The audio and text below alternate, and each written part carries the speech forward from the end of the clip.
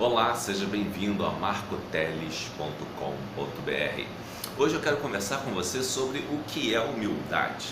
Nós vemos algumas discussões na internet, pessoas trocando farpas para um lado e para o outro, e é interessante que um pregador não deve estar citando muito nomes.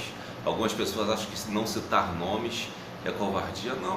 Não é, porque a Bíblia diz que a luta dos crentes não é contra a carne ou contra o sangue, ou seja, contra fulano e beltrano, mas contra as hostes do mal que nos cercam, que tentam nos assolar. Então a luta de um pregador é contra isso, contra as hostes do mal. E essas hostes do mal aparecem de diversas maneiras, tem várias apresentações possíveis. E uma das coisas que eu quero falar para você é que as pessoas tentam corromper alguns conceitos para que esses conceitos se adequem àqueles a quem elas curtem, que elas adoram, que elas veneram, né?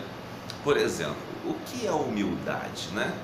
Existe um astrólogo aí que não é nada humilde, mas eu vi um vídeo aí tentando provar que ele é humilde, porque ele xinga as pessoas para trazê-las para a realidade, porque elas estão soberbas ou orgulhosas, e traze-as para a realidade, e aí ele pode ensiná-las a verdade.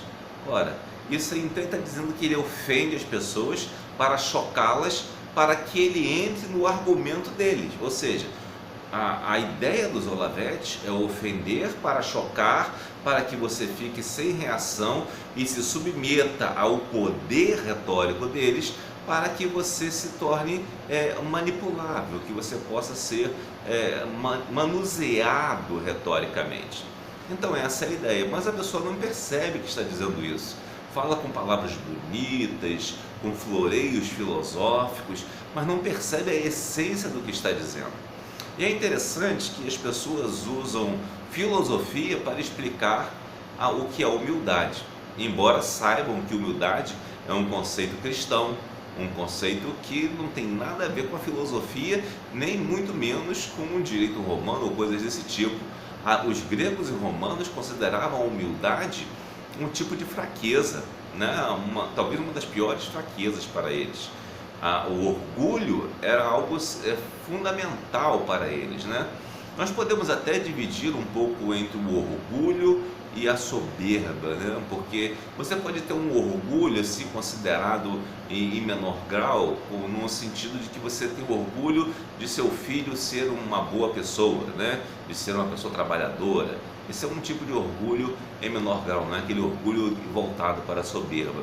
Mas o soberbo, ele acha que ele fez tudo e que ele merece todo o crédito de tudo e que ele quer ter poder sobre as outras pessoas. Então, eu comecei dizendo que as pessoas tentam justificar o que é humildade pela filosofia. Olha o que a Bíblia nos diz em Colossenses 2, versículo 8.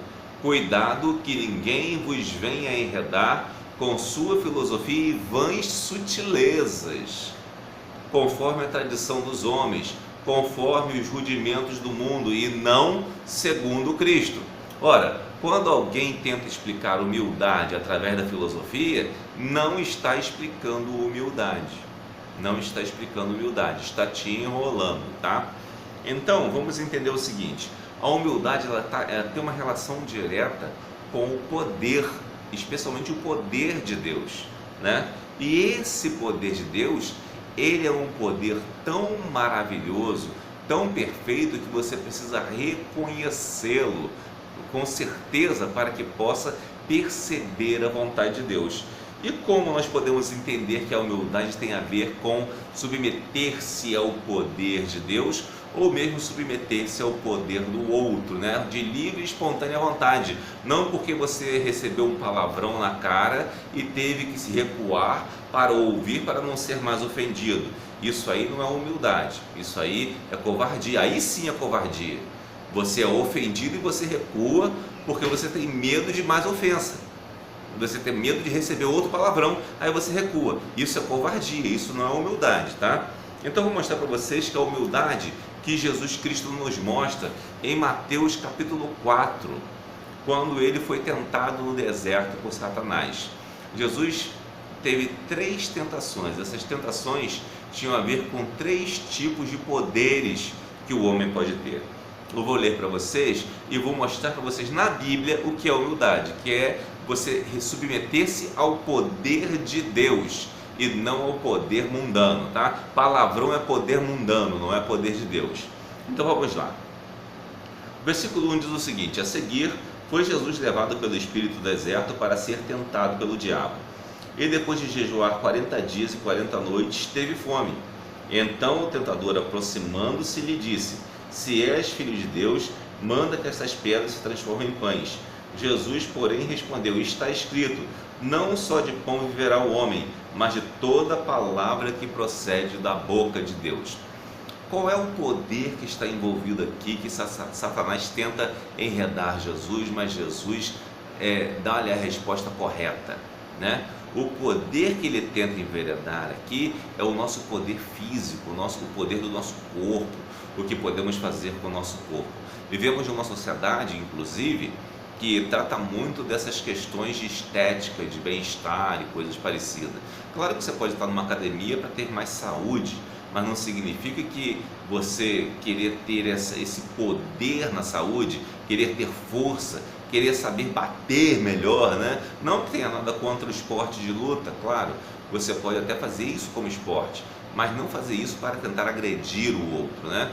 Então é uma coisa para você mais controlar a você mesmo do que para você ter poder sobre o outro. Esse, no caso da arte marcial, você controla a si mesmo, se mantém em controle para não agredir o outro, porque você sabe do que você é capaz, certo? Então esse é um exemplo de que o poder ali, ele tem que trazer humildade. Quando esse poder não traz humildade, você tem os brigões, por exemplo, só para dar um exemplo. E Jesus nos mostra aqui que nós devemos controlar o poder do nosso corpo, os poderes que temos, né, em termos de físicos, biológicos. Jesus ficou 40 dias no deserto, jejuando, né, e orando, com certeza, e nesse período ele foi enfraquecendo.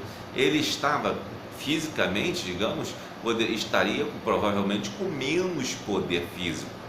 E esse menor poder físico de Jesus ali, o diabo quis transformar aquilo de uma forma ruim, mas Jesus continuou sendo submisso a um poder maior que é o poder de Deus, e sendo submisso ao poder de Deus, ele não se curvou ao ataque do diabo. E assim, submissos ao poder de Deus, nós não devemos nos curvar quando um guru ou um Olavete nos xinga também. Devemos continuar submissos ao poder de Deus e não submissos ao palavrão, porque estar submisso ao palavrão é covardia, não é humildade. Então vamos continuar aqui. O outro tipo de poder que nós vemos que o diabo tentou trazer para Jesus e que nós vemos que é a característica do humilde, né?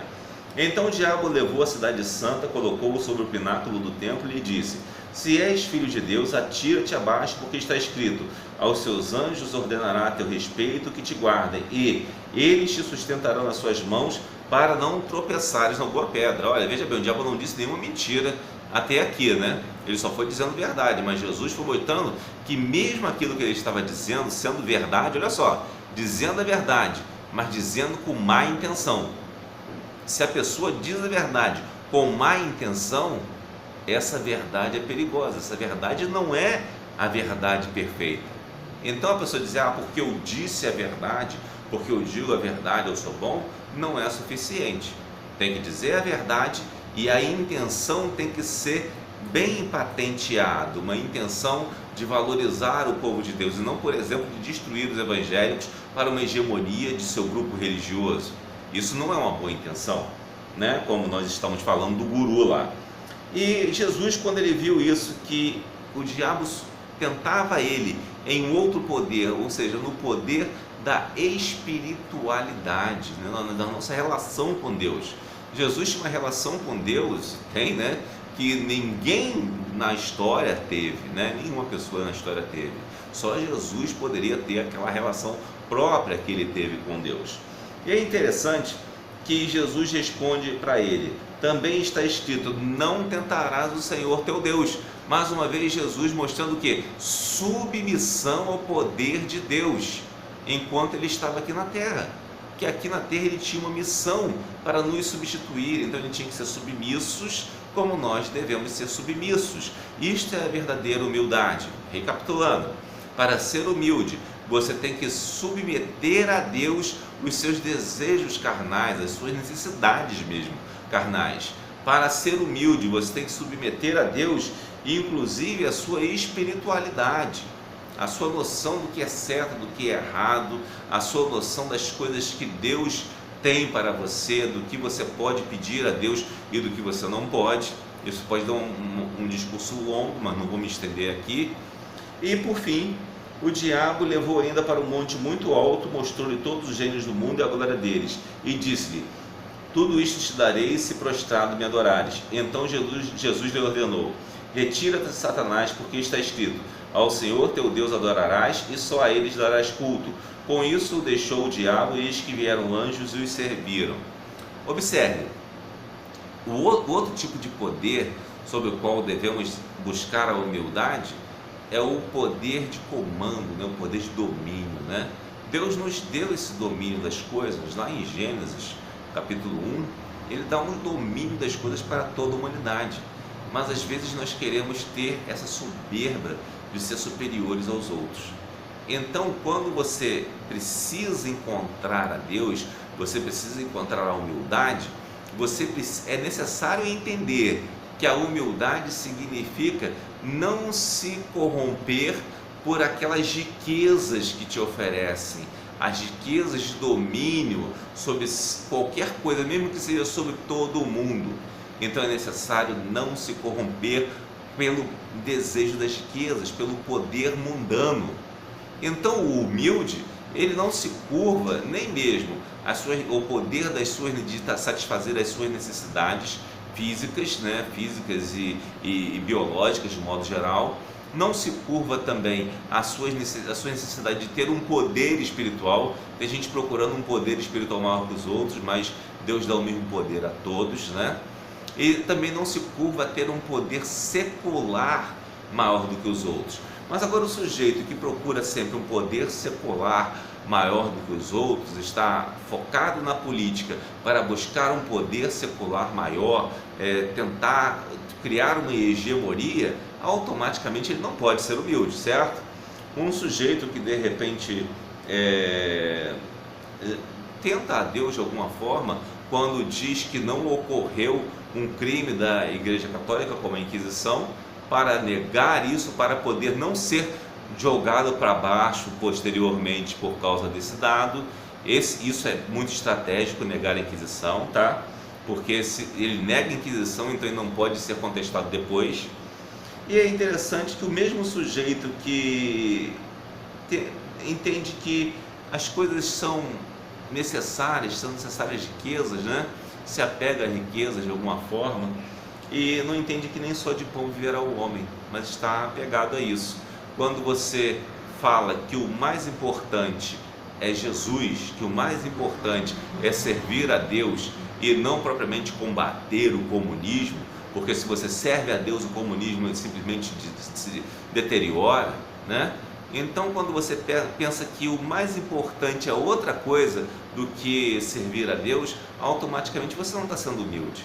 Então, meu amigo, sinto muito, mas é necessário que saibamos que humildade significa isso. E olha o que Jesus disse no capítulo 5 de Mateus, versículo 2, nas bem-aventuranças. As bem-aventuranças começam com uma primeira bem-aventurança: bem-aventurados humildes de espírito, porque deles é o reino dos céus. Ou seja, aqueles que se submetem a Deus. Em algumas versões parece que está pobres de espírito, mas é humildes de espírito. Por quê? Porque eles se limitam na sua possibilidade para que o poder de Deus cresça neles. Um exemplo de humildade também foi João Batista. Quando perguntaram a João Batista do que ele achava de Jesus, João Batista disse o seguinte: convém que ele cresça e que eu diminua. Ou seja, que o poder de Deus, o poder de Jesus aumentasse e o dele diminuísse. E João Batista foi humilde a tal ponto de enfrentar uma morte por decapitação por uma mulher adúltera que casou com um rei que era irmão do seu ex-marido. Percebe? Um negócio estranho, né? Então, se você pegar e começar a fazer essas coisas que as pessoas fazem, de tentar explicar conceitos cristãos por filosofia e não pela Bíblia, as pessoas vão tentar justificar os seus gurus, dizer que os seus gurus são humildes, fazer um exercício, uma ginástica, melhor dizendo, uma ginástica intelectual tamanha, e não vão conseguir chegar a lugar nenhum. Repito aqui o que está em Colossenses 2:8. Cuidado que ninguém vos venha enredar com sua filosofia e vãs sutilezas, conforme a tradição dos homens, conforme os rudimentos do mundo, e não segundo Cristo. Não deixe que façam isso com você. Não se curve aos palavrões dos outros, porque são ofensas que querem derrubar você, para que você tenha medo, se acovarde e não responda a essas pessoas. Faça a vontade de Deus, se submeta a Deus. Seja como Davi, que não se curvou ao gigante. Se Davi fosse como esses, que recebem um palavrão pela cara e logo saem correndo, ele jamais teria matado Golias. Portanto, seja forte, firme e corajoso, mas seja humilde perante Deus.